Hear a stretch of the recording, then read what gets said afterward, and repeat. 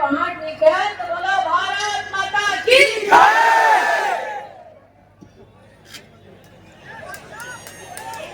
जय शंकर भैया बताओ, गांधी खानदान तक आवाज पहुंची होगी क्या? नहीं पहुंची।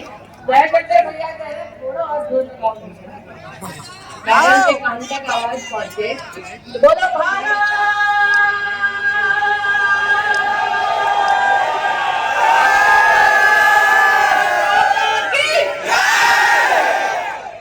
अब पहुंची आवाज, लेकिन ऊपर खिड़की से झांक रहा भैया, तुम्हारा जय जयकारा हमको ना सुनाई दिया। देखो ऊपर खिड़की से झांक रहे भाई साहब, हाँ साथ नहीं ना भैया, आपकी आवाज भी यहाँ तक आनी चाहिए। तो ये खिड़की वाले भैया है, छत पे चढ़े भैया, भैया छत पे चढ़े तो भैया, खिड़की वाले भैया और दीदी छज्जे से झांक रही ऐसे ऐसे, सबसे पहले वो वाली छत से भी आवाज जोर से आनी चाहिए, बोला भारत माता की। कमलनाथ जी तक आवाज गई होगी कौन भैया, तुम्हें आपको हराने के लिए वो स्वयं पधारे। अब अगर उन तक आवाज पहुंचानी है तो उनको बतलाना है कि जिसके नाम में गौरी और शंकर दोनों हो,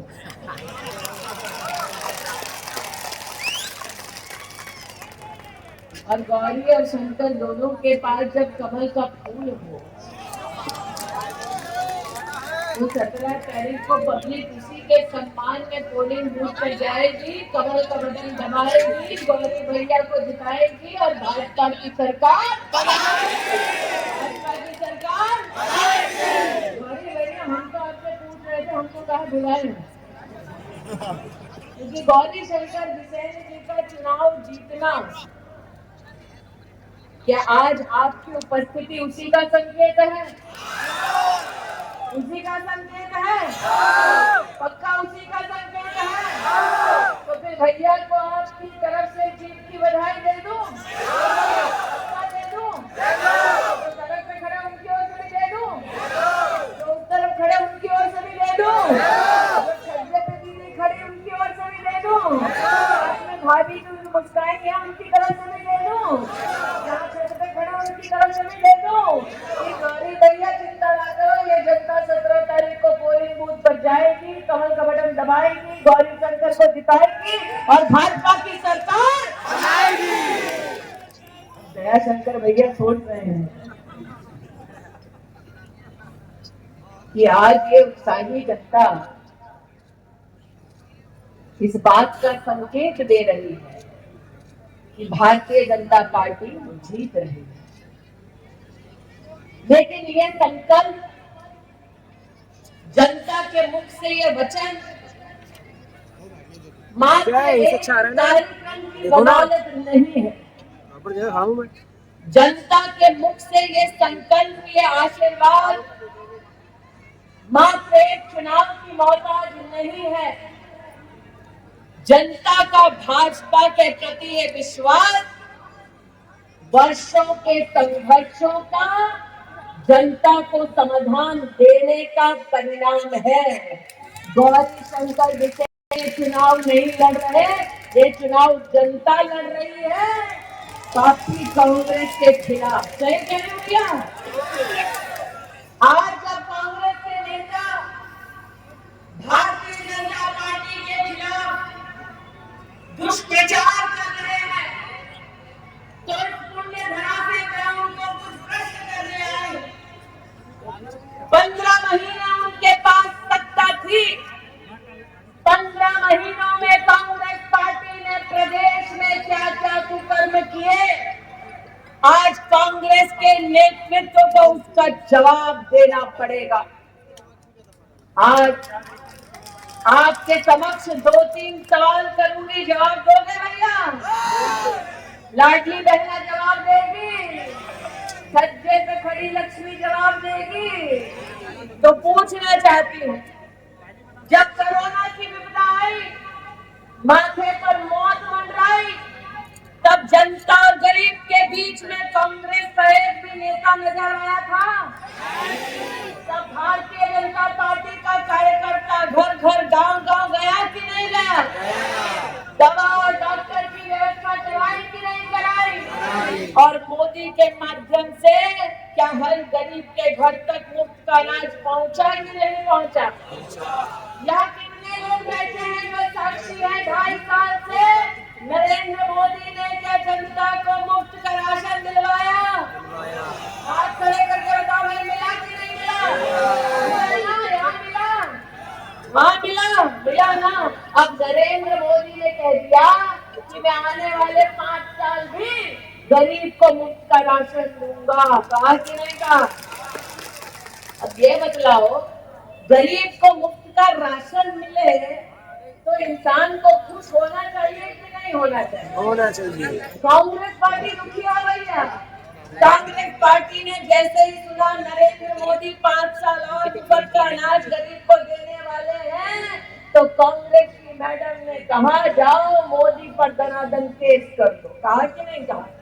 मालूम है, सोनिया गांधी ने, गांधी खानदान ने मध्य प्रदेश की कांग्रेस की इकाई से कहा मोदी ने कहा है मुफ्त का राशन 5 साल और मिलेगा, मोदी के खिलाफ केस दर्ज करो। अरे मैडम, आपसे कहना चाहती हूँ मोदी शेर की औलाद है, गीदड़ नहीं है तो जितना केस करना है करो। मोदी गरीब को आने वाले 5 साल भी मुफ्त का राशन पहुंचाएगा, क्योंकि नागरिक 17 तारीख को पोलिंग बूथ पर जाएगा, कमल का बटन दबाएगा, गौरी शंकर जी को जिताएगा और प्रदेश में भारतीय जनता पार्टी की सरकार बनाएगा। आज आपसे पूछना चाहती हूँ, जब मौत मंडरा रही थी सर पर तो नरेंद्र मोदी ने क्या कहा? जनता जनार्दन ने कहा वैक्सीन चाहिए। एक वैक्सीन की लागत 3 डोज लगाना है, इतना पैसा गरीब की जेब में नहीं था। मोदी ने कहा वैक्सीन सबको मुफ्त में दिलवाई जाएगी। कहा कि नहीं कहा? तब राहुल जी ने क्या कहा? राहुल जी ने कहा वैक्सीन विदेश से लाओ, हिंदुस्तान में वैक्सीन ना बनाओ। तब मोदी जी ने क्या कहा? मोदी जी ने कहा हिंदुस्तान अब गोरों के सामने हाथ नहीं फैलाएगा, हिंदुस्तानी देश में वैक्सीन बनाएगा। कहा कि नहीं कहा? कहा ना। राहुल गांधी और गांधी खानदान ने कहा मोदी की द्वारा दी गई वैक्सीन न लगाओ भैया। क्यों कहा? अब जब विपदा आती है तो खराब से खराब समय में दुश्मन भी कहता भैया दवा खा ले, वैक्सीन लगा ले। लेकिन गांधी खानदान चाहता था कि नागरिक वैक्सीन ना लगाए, मौत के घाट उतारा जाए, ताकि गांधी खानदान देश में अपनी राजनीति गरीब की मौत पर करते रहे। सही है? अरे इतना खराब व्यवहार तो दुश्मन ने ना किया जो गांधी खानदान ने कर दिया। इसलिए आज आपसे पूछने आई हूँ, मोदी जी के नेतृत्व में हिंदुस्तानियों ने हिंदुस्तान में वैक्सीन बनाई कि नहीं बनाई? 160 देशों में पहुंचाई कि नहीं पहुंचाई? आपने वैक्सीन लगाई? किसी ने लगाई भैया? हाथ लगाओ बहनें, सबने लगाई? मोदी की वैक्सीन सबके पास आएगी। तो आज आपसे कहती हूँ 17 तारीख को पोलिंग बूथ पर आओ, कमल का बटन दबाओ, गौरी शंकर को जिताओ, कांग्रेस को इंजेक्शन हार का लगाओ। आज आपके मध्य में कुछ और सवाल पूछने आए। 10 साल सोनिया मैडम की सरकार देश में चली कि नहीं चली? रिमोट कंट्रोल से मैडम ने सरकार चलाई कि नहीं चलाई? जब रिमोट कंट्रोल से गांधी खानदान ने सरकार चलाई तो क्या किसी किसान के खाते में 6,000 रुपया देश के प्रधान सेवक के माध्यम से आई? बताओ भैया। अब भारतीय जनता पार्टी ने मध्य प्रदेश में 6,000 और जोड़ दिया, मोदी जी ने 6,000 और जोड़ दिया, 12,000 रुपया किसान को खाते में मिलता है कि नहीं मिलता है? मिलता है कि नहीं मिलता है? जो कांग्रेस वाले हैं, इनका बस चले तो सत्ता इनके पास आए और ये किसान का वो पैसा बंद कर दे। सही कह रहे हो बाबा? 12,000 चाहिए, 12,000 चाहिए, 12,000 चाहिए किसान भाइयों, 12,000 चाहिए। 17 तारीख को पोलिंग बूथ पर आइए, कमल का बटन दबाइए, गौरी शंकर को जिताइए और भाजपा की सरकार प्रदेश में बनाइए। जयशंकर भैया तो बिल्कुल ही यहाँ आनंदित है, क्योंकि उत्तर प्रदेश के मेरे मंत्री हैं, दयाशंकर भैया मुस्कुराए इसलिए रहे हैं कि यहाँ पर कांग्रेस पार्टी लड़ने आई है गौरी शंकर जी के सामने। हम गौरी शंकर जी से उम्र में कम है, अनुभव में कम है, लेकिन हम साधारण परिवार के हैं। मैं और गौरी शंकर जी, मैं और दयाशंकर जी दोनों साधारण परिवार से हैं। लेकिन जब मैं अमेठी लड़ने गई तो कांग्रेस का सरदार अकेले लड़ना पड़ा। हाँ हाँ, अकेले नहीं लड़ा भैया, साथ में बसपा लाया, सपा लाया, कांग्रेस के साथ मिलकर तीन पार्टियों ने भारतीय जनता पार्टी के साधारण महिला कार्यकर्ता के सामने चुनाव लड़ा। सही बोल रहे हो? अरे जिनका सरदार अकेले चुनाव लड़ने की हिम्मत नहीं कर पाता, वो आज गौरी शंकर भैया के सामने लड़ने आए हैं। लेकिन लड़ किस लिए रहे? बंदरबाज हो सके, गरीब को लूट सके, इसलिए लड़ रहे हैं कांग्रेस वाले चुनाव। आपने सुना होगा कांग्रेस के नेताओं के बीच में बातचीत मीडिया के माध्यम से बाहर आई है। कांग्रेस के नेता एक दूसरे से पूछ रहे हैं कि लाडली बहना का क्या कहना है, तो कांग्रेस के नेता कह रहे हैं भैया सत्ता आ गई तो लाडली बहना की योजना बंद कर दें। कांग्रेस मतलब गरीब के घर में लाडली को पैसा जाए तो गांधी खानदान को ना सुहाए। अब आप बताओ, यहाँ बहने बैठी है मेरी, 1250 रुपया खाते में आया है कि नहीं आया है? 3000 तक भाजपा पहुंचाएंगे, जानती है बहने की नहीं जानती। जानते भाई बैठे भैया, भाभी के खाते में 1250 रुपया आया। जाओ भैया पैसे भाभी को कहने एक बार, 1250 रुपया भाभी को आया, 3000 तक पहुंचाएंगे। भाजपा ने आपको बतलाया, इसलिए भाभी की शान में भैया 17 तारीख को पोलिंग बूथ पर जाओ, कमल का बटन दबाओ, गौरी शंकर जी को जिताओ और लाडली बहना योजना के अंतर्गत 3000 रुपया हमारी बहनें पाओ। आज ये निवेदन करने आपके मध्य में आए। आप सबको याद होगा, और दयाशंकर जी को एक बात के साक्षी है, मैं जिस संसदीय क्षेत्र की प्रतिनिधि हूँ, संसदीय क्षेत्र में न मेडिकल कॉलेज, उस संसदीय क्षेत्र में सरकारी हॉस्पिटल में न सीटी स्कैन की मशीन थी, न एक्सरे की मशीन थी। अगर हमें बस चलानी पड़ी तो पहली बार दयाशंकर भैया के आशीर्वाद से हमने बस चलाई। मेरी एक विधानसभा किलोई, वहाँ राहुल गांधी से 30 साल से बस का अड्डा मांग रहे थे। 30 साल तक गांधी खानदान एक बस अड्डा ना बना पाए, हम दयाशंकर भैया के पास गए, भैया ने 30 साल की मुराद पूरी कर दी। एक बस अड्डा जो नहीं बना पाता वो भी आया है गौरी शंकर बिटेन के सामने लड़ने। हमने सुना है जिले में मेडिकल कॉलेज चाहिए था, लॉ कॉलेज चाहिए था, गांधी खानदान बना नहीं पाया। भारतीय जनता पार्टी ने जनता के इस मांग को अपनाया, बनाया कि नहीं बनाया? बनाया ना। इसलिए आज आपसे कहने आए हैं, हमारे परिवहन मंत्री भी यहाँ बैठे हैं, गौरी शंकर भैया आप भी बैठे हैं। आज आपकी जीत की बधाई देते हुए एक चीज की डिमांड मैं करती हूँ, जनता की ओर से करूँ। और जनता को पता है कि भारतीय जनता पार्टी धान 3100 रुपए, गेहूं 2700 रुपए और तेल पत्ता 4000 रुपया में खरीदी कर रही है। पता है कि नहीं पता? जनता को ये पता है कि पूरे प्रदेश में 40 लाख बेटियां जल्द पर ही लाडली लक्ष्मी योजना के अंतर्गत लखपति बन चुकी है। लेकिन आज जनता जनार्दन की ओर से गौरी शंकर जी यहाँ खड़े हो जाओ, एक चीज मैं मांगती हूँ, आपको देनी पड़ेगी। मांगो,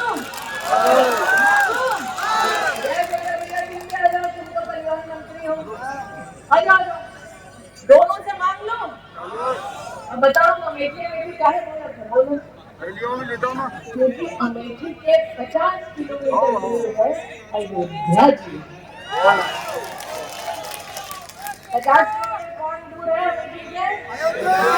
अयोध्या में कौन है? अयोध्या में कौन है?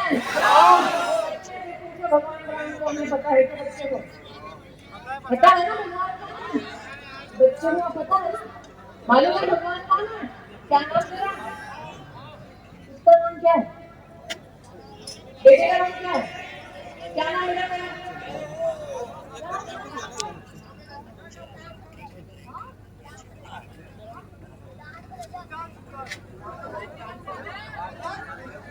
यहाँ सिद्धांत है, सिद्धांत भगवान राम कौन है पता है?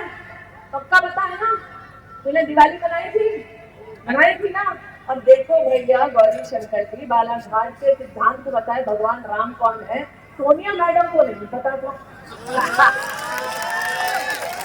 सोनिया मैडम के पास जब सत्ता थी तो मैडम ने दस्तावेज दे दिया कि भगवान राम का कोई अस्तित्व नहीं, राम की लीला देखो, कि जिसने लिखकर दे दिया कोर्ट में कि भगवान राम का अस्तित्व नहीं, आज उसका बेटा बेटी राम भक्तों का वोट मांगने के लिए मंदिर मंदिर घूम रहे हैं। भाजपाई और राम भक्त कहते थे मंदिर वही बनाएंगे, कांग्रेस वाले कहते थे तारीख नहीं बताएंगे। तो तारीख बता रहे भैया, तारीख क्या है? 22 जनवरी। 22 जनवरी जोर से बोले भैया, तारीख क्या है? तारीख क्या है? तारीख क्या है? मंदिर किधर बन रहा? कहाँ बन रहा? किसका बन रहा? किसका बन रहा? ये जो राम के काम का है वो 17 तारीख को जाए, पोलिंग बूथ पर कमल का बटन दबाए, गौरी शंकर को जिताए, दया शंकर के आशीर्वाद तक अयोध्या भी आए। आप गौरी शंकर जी ये निवेदन लेकर आएंगे, जीत के बाद लेकर आएंगे अयोध्या, बताओ कि नहीं बताओ भैया? आ रहे हैं सब अयोध्या? जीत के बाद गौरी शंकर की अयोध्या ला रहे हैं, लाएंगे। आप अयोध्या आएंगे, थोड़ा अमेठी आएंगे, बहन को आशीर्वाद देकर जाएंगे। आज ये वचन लेती हूँ आपसे, भाई दूज के त्योहार पर मिलेगा ये वचन? मिलेगा